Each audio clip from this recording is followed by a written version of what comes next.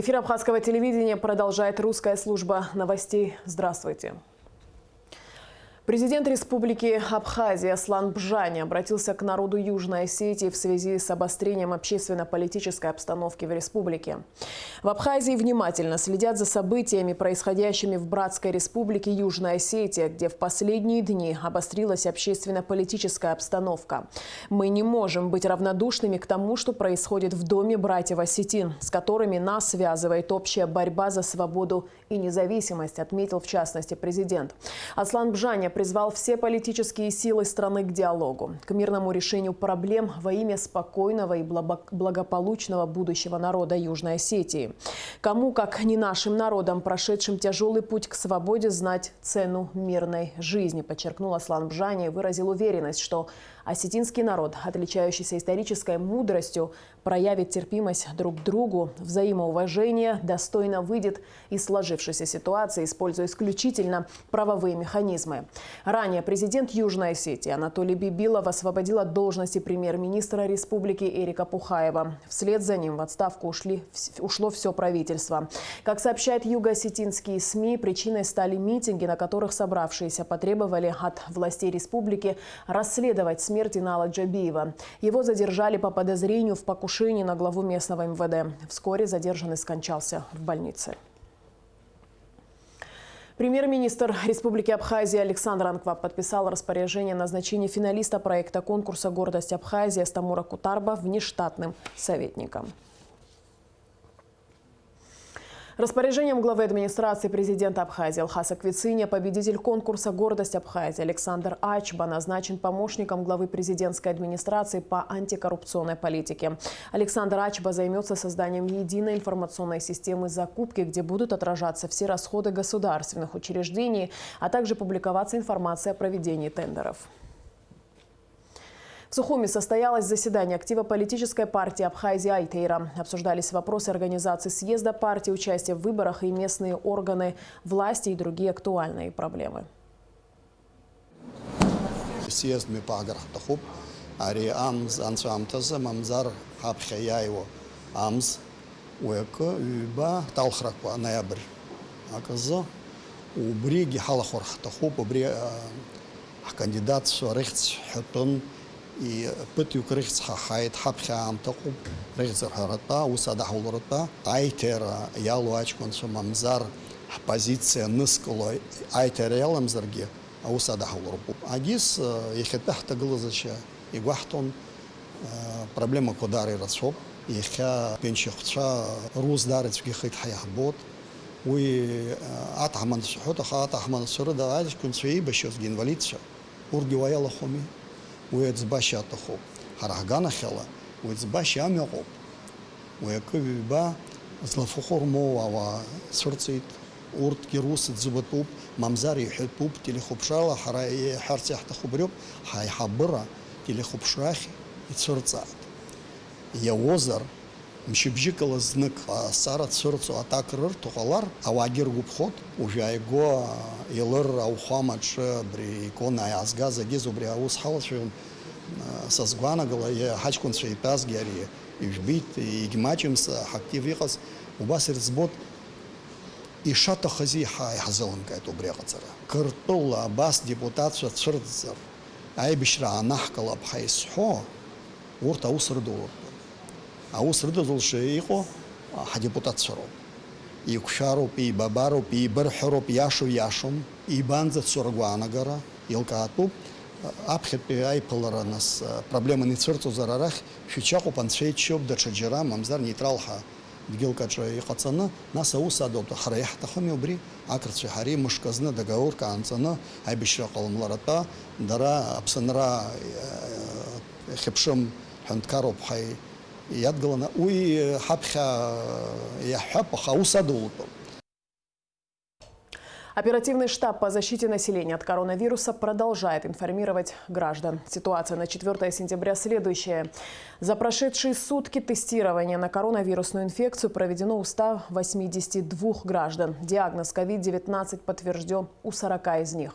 На данный момент в Гудаутской ЦРБ находится 40 подтвержденных на COVID-19 пациентов. В тяжелом состоянии 6 человек. В средней степени тяжести 10 пациентов. Поступило 5. Выписан 1 человек. Общее число выявленных заболевших коронавирусом в Абхазии на сегодняшний день составляет 466 человек. Из них 154 пациента выздоровели. Оперативный штаб по защите населения от коронавирусной инфекции призывает граждан Абхазии соблюдать все необходимые меры предосторожности, чтобы избежать заражения. А сейчас криминальная хроника. Сотрудники правоохранительных органов Абхазии обнаружили и изъяли в Гудауте крупную партию метадона. Смотрите материал, подготовленный пресс-службой МВД Республики.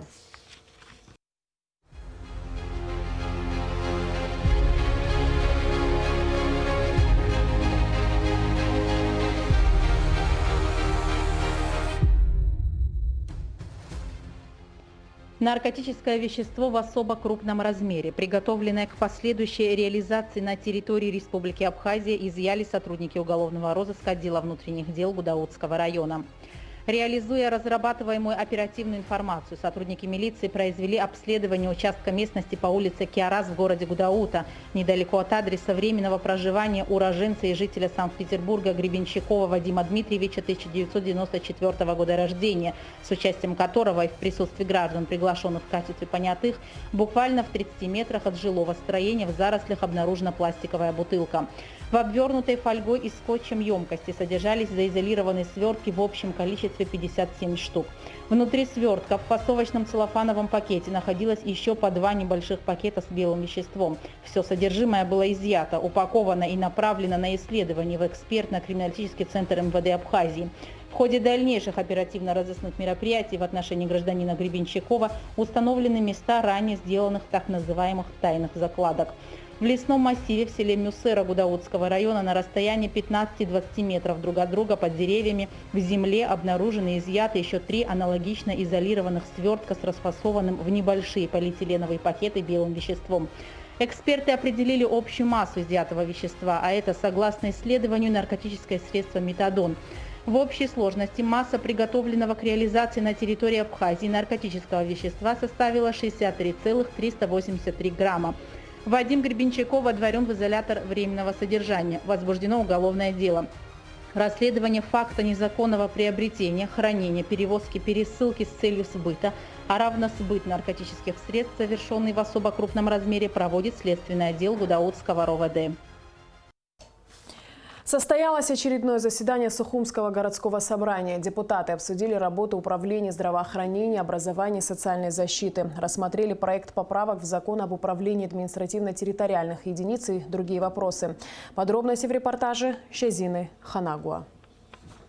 Вначале депутаты Сухумского городского собрания обсудили деятельность управления образования столицы.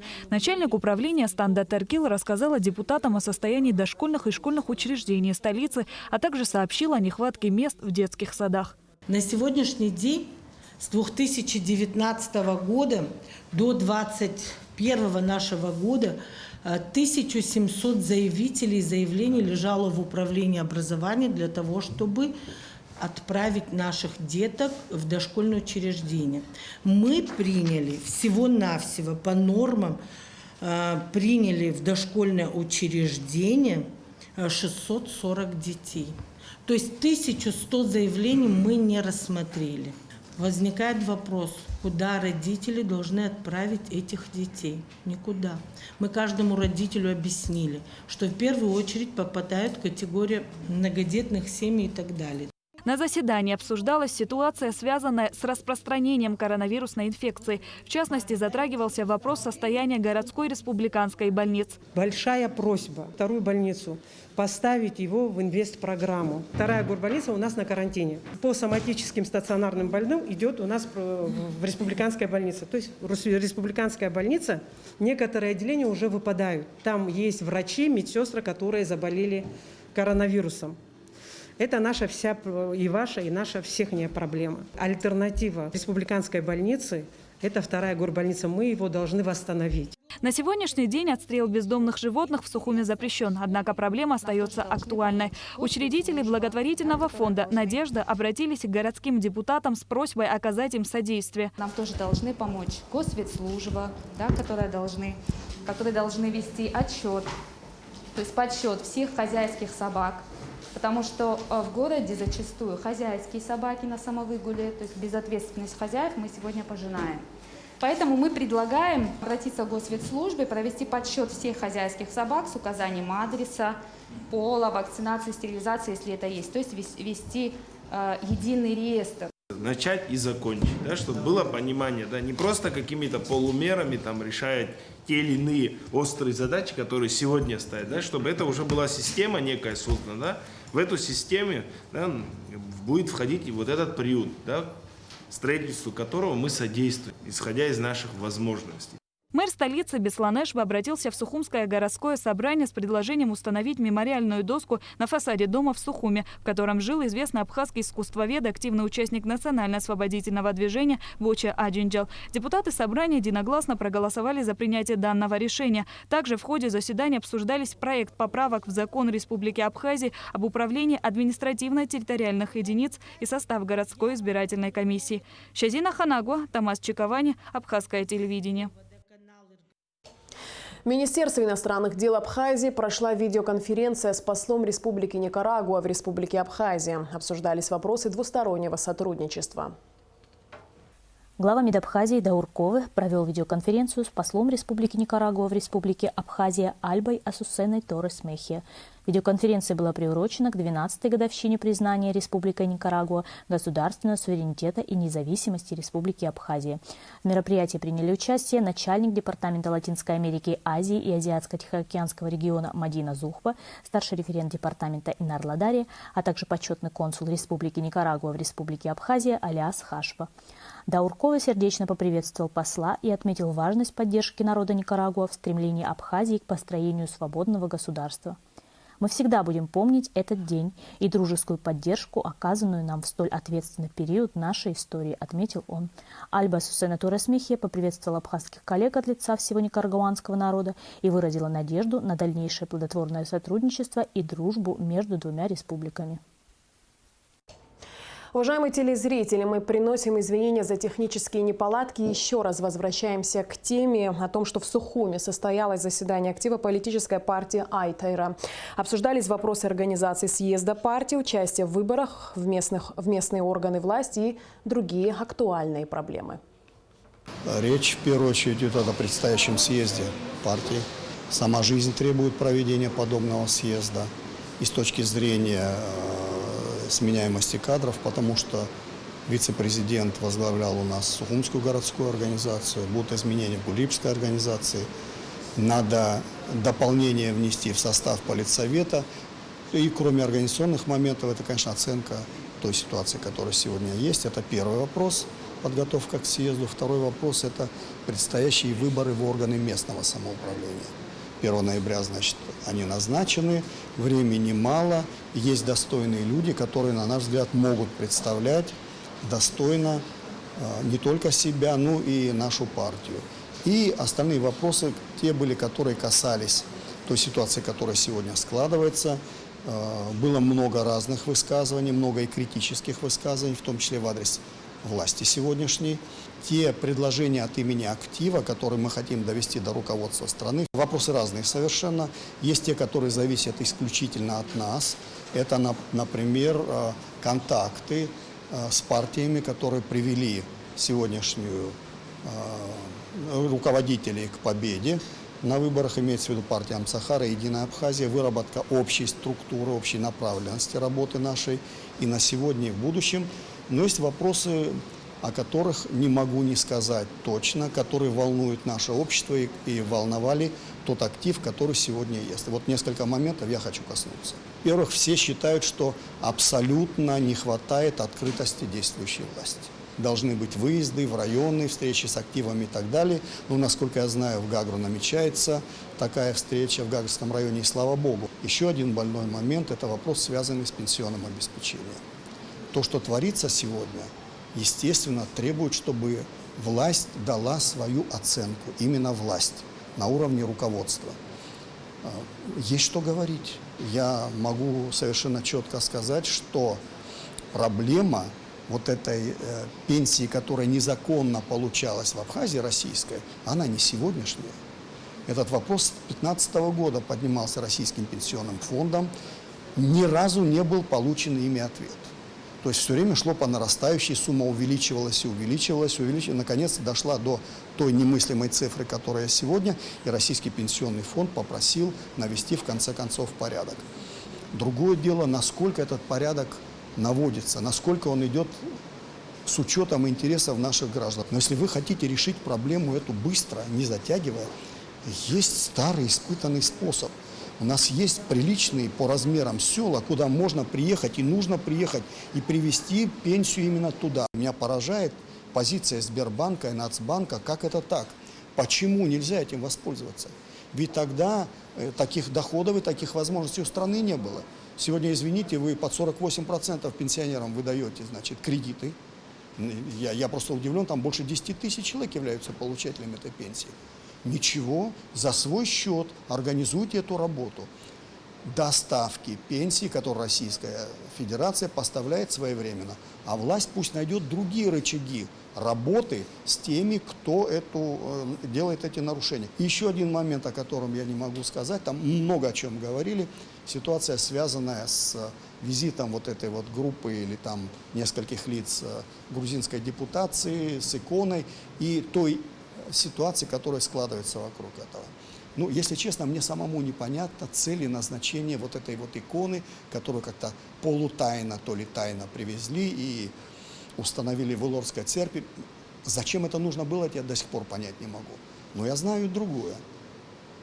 Если в грузинской политической системе появилась партия, которая несколько иначе, в отличие от всей власти, которая была и есть, смотрит на абхазскую проблему, которая считает, что надо говорить с абхазами, которая считает, что нужно будет вести дело о подписании документа о невозобновлении применения силы, за это просто надо цепляться.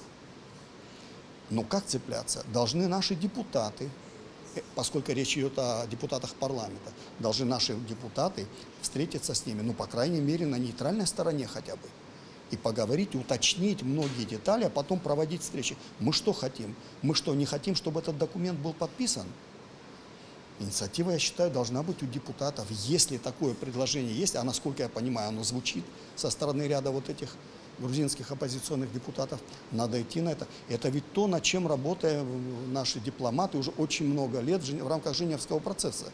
Не за возобновление боевых действий. И слава богу, если в Грузии объявилась партия, которая считает, что это надо подписывать, надо с ними находить язык. Но опять еще раз повторюсь, это не должно быть скрыто, это не должно быть тайно, это должно быть публично. И завершая вот то, что я хочу сказать, я еще раз хочу обратиться к нашей власти.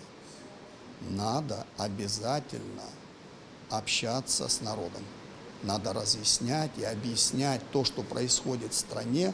Надо отвечать на все те вызовы, которые дает нам действующая жизнь, а их немало.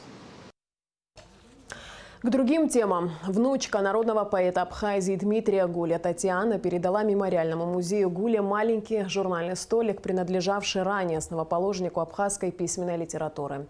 Также Татьяна Георгиевна подарила музею рукописные рассказы своего отца Георгия Гуля, посвященные Абхазии. Этот стол моя мама, жена писателя Георгия Гуля, моего отца, вывезла в 1989 году, когда уже, так сказать, наши так называемые соседи начали ходить по абхазским домам, грабить, угрожать. Небольшой журнальный столик стоял всегда на веранде. Я помню, он всегда был заполнен, на нем лежали газеты, какие-то книги моего деда. Также я передаю рукопись моего отца Георгия Гуля рассказ об Абхазии, который был написан в Агудзерах, что очень символично, мне кажется. Занятия в Абхазском госуниверситете на дневном отделении начнутся 14 сентября. Руководство ГУ решило сократить первый семестр учебного года на 2 недели. Первая зимняя сессия намечена с 11 по 30 января 2021 года, а второй учебный семестр на дневном отделении пройдет с 10 февраля по 3 июля. Госкомитет по делам молодежи и спорту проведет онлайн-курсы категории «Д» для детско-юношеских тренеров по футболу с выдачей лицензии, подтвержденной Российским футбольным союзом. Программа организована под патронажем Санкт-Петербургской футбольной академии «Зенит». Обучение пройдут 27 тренеров, работающих с детьми в городах и районах Абхазии и не имеющих соответствующей лицензии. Тренеры должны иметь российское гражданство. Это обязательное условие заключенного договора. Обучение в виде видеоконференции будет проходить с 7 по 18 сентября в Национальной библиотеке имени Папаскир в Сухуми. В планах футбольного клуба «Зенит» открыть в Абхазии филиал футбольной академии. Об этом в интервью нашей программе рассказал председатель Госкомспорта Джамал Губаз. Ну а самая главная сторона, что мы совместно открываем академию, заключается в том, чтобы они будут смотреть наших самых лучших детей, и по их просьбе договор будет контракта составлен так, что самые перспективные дети сперва должны просмотреть в «Зените», Ленинград, а потом, если что не получится, то можно в другие клубы. И они со своей зарплатой, со своей экипировкой для детей, это все они будут делать для нас, для нашей Абхазии, для наших детей. В онлайне это все тренерские, это лицензия по категории С, Б, Д. По категориям с этой лицензией можно нашим тренерам тренировать еще и в России тоже. И в конце выпуска традиционно о погоде. По сообщению Гидрометцентра, в Абхазии ожидается небольшая облачность без осадков. Температура воздуха ночью плюс 16-21, днем 21-26 тепла. Температура морской воды плюс 25.